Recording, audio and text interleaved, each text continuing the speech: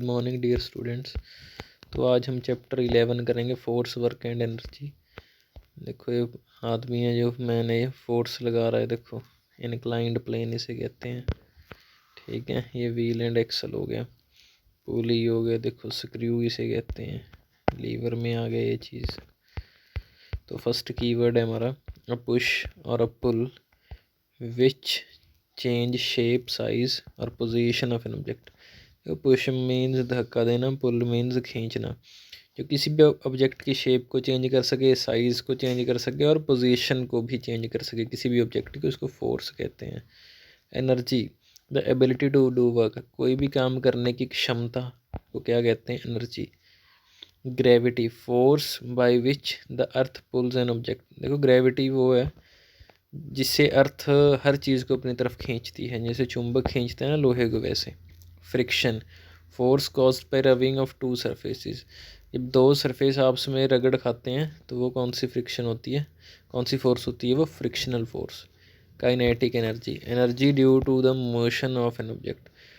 कोई भी ऑब्जेक्ट है उसका मोशन वो चल रहा है, ठीक है, तो उससे कौन सी एनर्जी है, वो काइनेटिक एनर्जी, उसके मोशन से। Potential energy, energy due to position of an object. Potential energy वो होती है कि कोई ऑब्जेक्ट किस पोजीशन पे है, ज़्यादा ऊपर है, नीचे है, कहाँ है, उसके कारण उसकी पोटेंशियल एनर्जी होती है।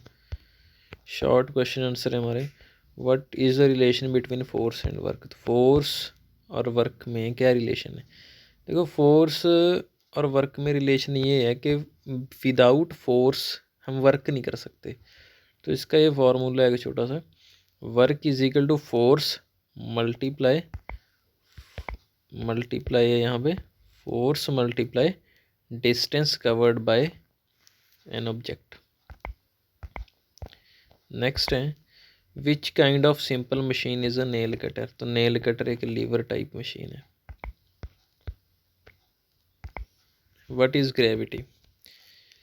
Gravity is a force by which the earth pulls an object towards itself. तो ग्रेविटी वो जिसके कारण अर्थ हर चीज़ को अपनी तरफ खींचती है। Why do we need energy. तो एनर्जी क्यों चाहिए होती है, हमें पता है कि अपनी डे टू डे लाइफ में हमें बहुत सारी एक्टिविटीज़ करनी होती हैं, तो उसके लिए एनर्जी चाहिए होती है हमें। What is generated utilising the energy of falling water. तो जब वाटर ऊपर से गिर रहा है तो उसमें कौन सी एनर्जी होती है। Falling water possesses a lot of energy. Dams are constructed to utilize this energy. This energy called hydroelectricity is used to generated electricity. तो जब वाटर फॉल कर रहा है तो उसमें काइनेटिक एनर्जी होती है फॉलिंग वाटर में, उस एनर्जी का यूज़ इलेक्ट्रिसिटी जनरेट करने के लिए किया जाता है। Thank you.